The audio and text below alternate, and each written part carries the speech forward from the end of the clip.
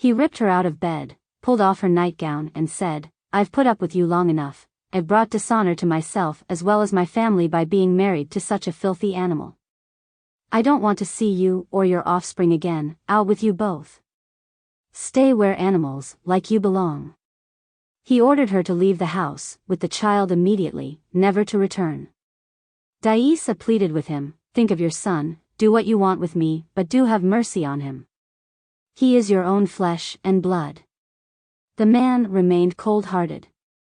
"You did not have this animal by me, this is no child of mine." The brother stood drunk in the doorway laughing, which only encouraged the man more. The Dane ended up throwing the naked Dsa out into the snowstorm along with the child, who was wearing only a thin white nightgown. With the outbuildings locked and no clothes available, Dsa couldn't take cover from the cold, forcing her to squat against the back of the house, then try to warm her child with her body.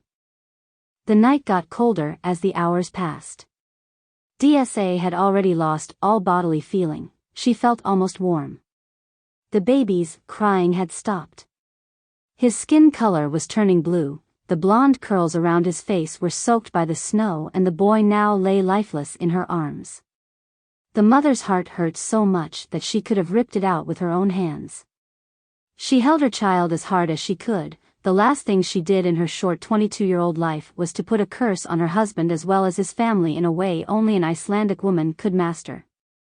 Then she used the last of her strength to sing to the child until her song fell silent, and her head fell lifeless to one side. The man woke up the next morning when Peter, a large man who was employed by the Dane as a farmhand, along with some neighbors, knocked on the door. Peter carried Daisa's dead naked body, which in turn was still tightly embracing the child, in his arms. Without clothes, the injuries Daisa had all over her body were fully exposed, causing the neighbors' wives to look away in sheer horror.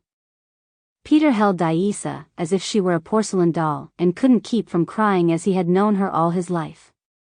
The attending women's cheeks were wet with tears, and the men's contempt for the Dane was as obvious as their wish to put him out of his misery once and for all.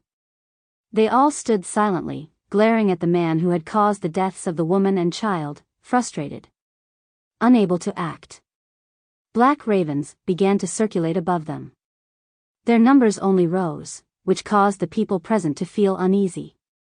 Ravens were in their eyes messengers from above foreshadowing darkness, death, or sickness.